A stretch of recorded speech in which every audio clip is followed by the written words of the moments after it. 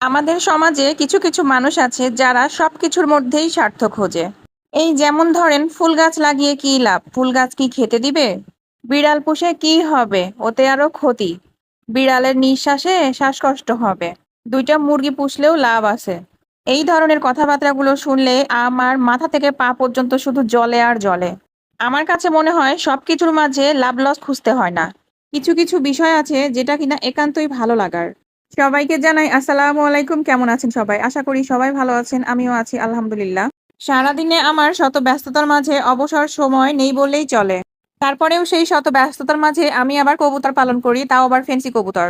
যেই কবুতরগুলোর যত্ন নিতে হয় অন্যান্য কবুতর থেকে একটু আলাদাভাবে। প্রতিদিন সকালে আমার ঘুম ভাঙে তাদের মধুর ডাক শুনে।